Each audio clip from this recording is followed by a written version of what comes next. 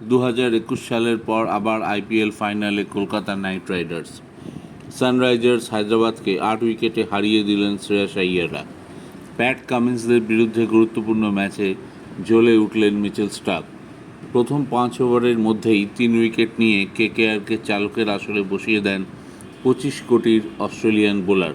হায়দ্রাবাদের 159 রানের জবাবে কেকেআর 13.4 ওভারে 2 উইকেটে করল 164 রান।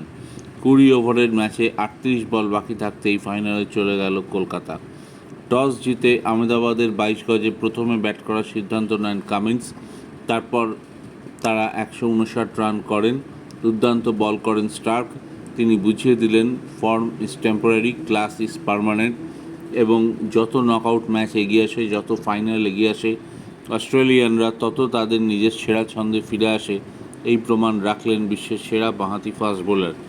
9 রানের 4 উইকেট পড়ে যাওয়ার পর হায়দ্রাবাদকে লড়াইয়ে ফেরান 3 নম্বরে নামা রাহুল ত্রিপাঠী এবং ক্লাসেন।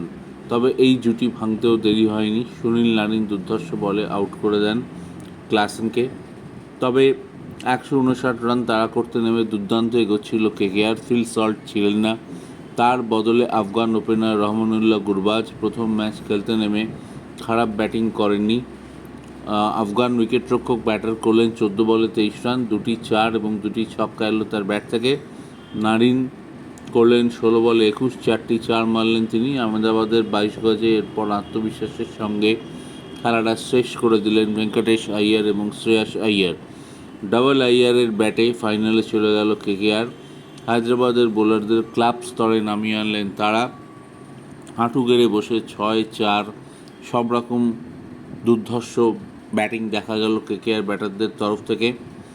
ব্যাটিংয়ে ধস নামলাতে আগেই ইম্প্যাক্ট প্লেয়ার হিসেবে একজন অতিরিক্ত ব্যাটার নামাতে বাধ্য হয় হায়দ্রাবাদ, কিন্তু তাতেও তাদের পরাজয় আটকায়নি।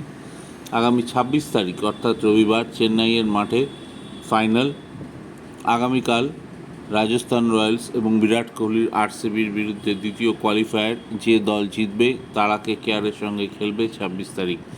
এদিন ম্যাচের পর স্বভাবতই খুশি ছিলেন মালিক শাহরুখ খান। ভিক্টরি ল্যাপ দেন তিনি ছেলে মেয়েকে নিয়ে এবং পুরো টিম নিয়ে।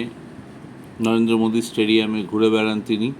কেকেআর বুঝিয়ে দিল তাদের ধারাবাহিকতা প্রথম দিনেও ছিল, শেষ দিনেও আছে।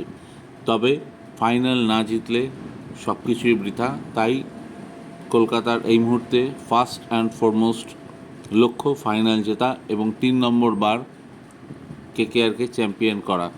সেই লক্ষ্যে অবিচল গৌতম গম্ভীর অ্যান্ড কোম্পানি।